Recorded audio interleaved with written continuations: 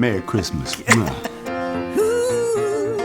Christmas, everybody! This film touches on issues that happen in the American family. It's a universal story. It could be any family. No matter who you are, you'll be able to relate to your own family. Do I know you? Your daughter-in-law. Uh-oh.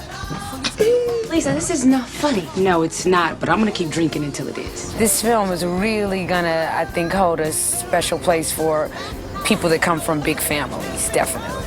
To my family, we will always be a family.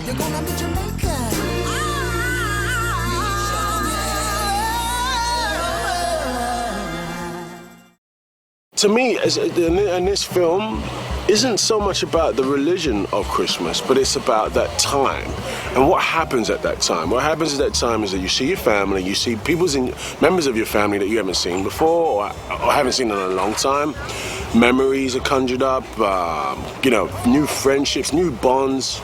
It's what really happens at that time of Christmas. You slept with Santa.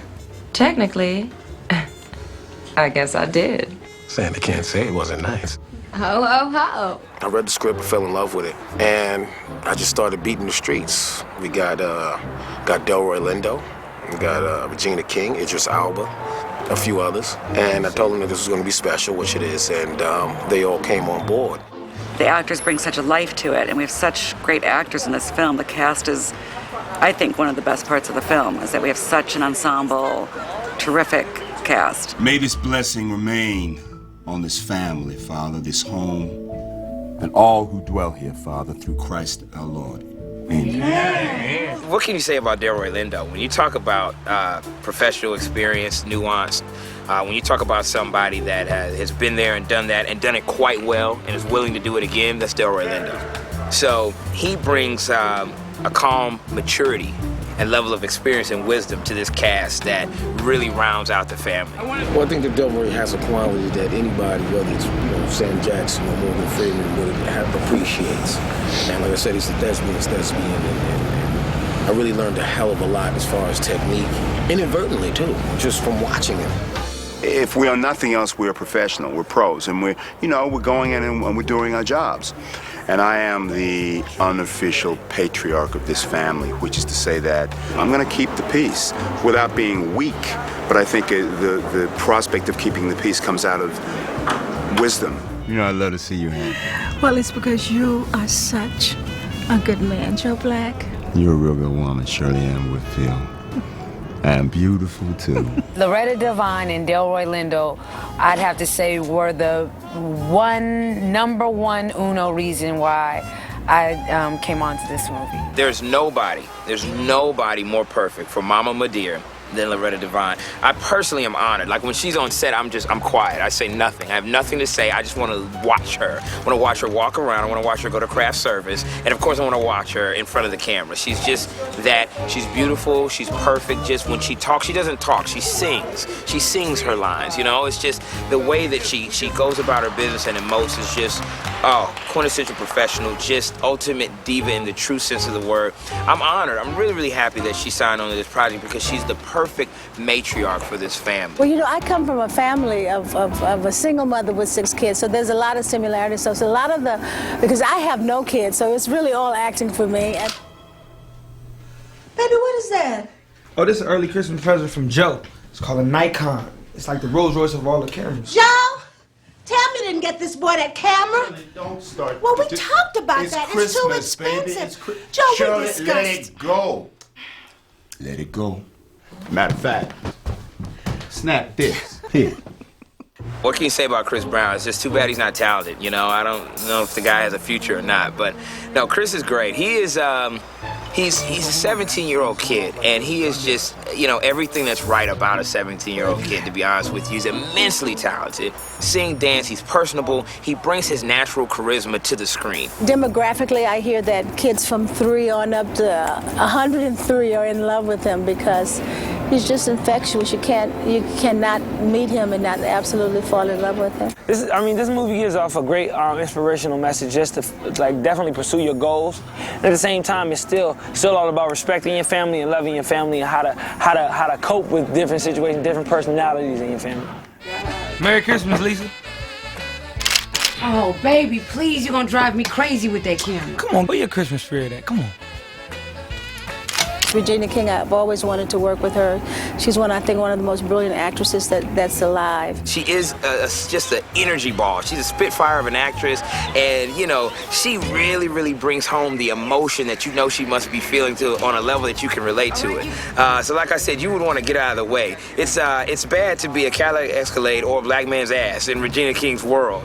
Be careful where you step, because it could be a slippery slope. Listen, I can explain about New York. No, you don't need to explain. Just get your shit and get out of mama's house. There's not a single weak character and there's not a single weak actor on this set.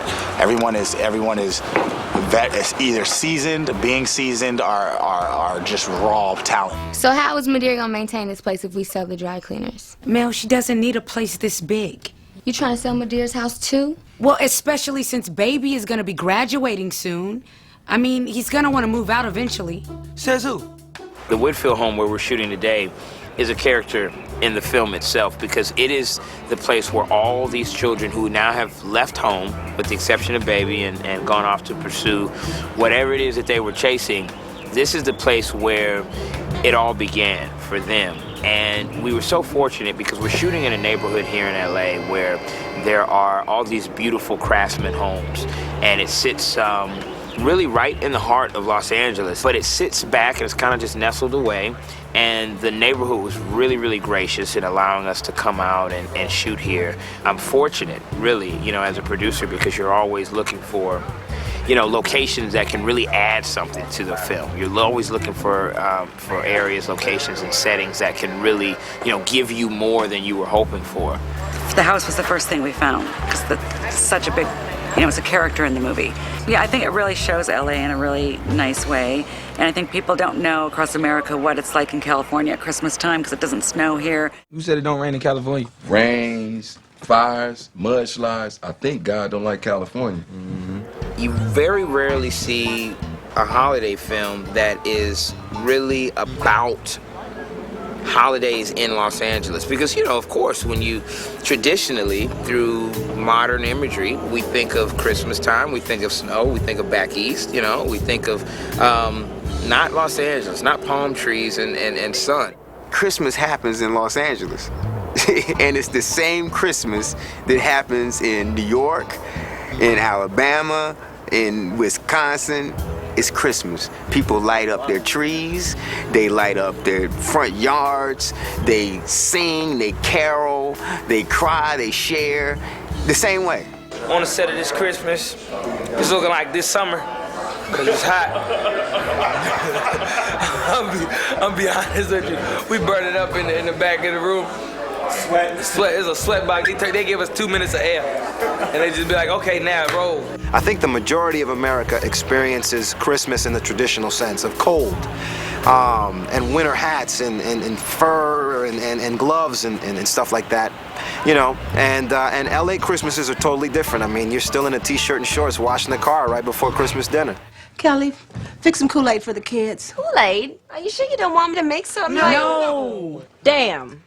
It's just so many different dynamics to what's going on with the young people in the family, and I think it's just a wonderful combination of conflicts and love and interest, and the way a holiday can play out in just one particular house. When the chips are down, your backs are against the wall, there are only a few people that you can really count on. Everybody else is just acquaintances, but those that you can really, really count on, that's your family. And it's not so much about blood family, it's all about the relationships between your true family. And this movie is about a true family, and there's some blood relationships and there's some very important not blood relationships, but at the end of the day, it's the family bond. There are more moments that make it like a comedy, but there are serious points in this movie, and we do address emotional places that a lot of people experience, especially in big families. So I just got one question for you. What now? Baby oil? The whole damn bottle.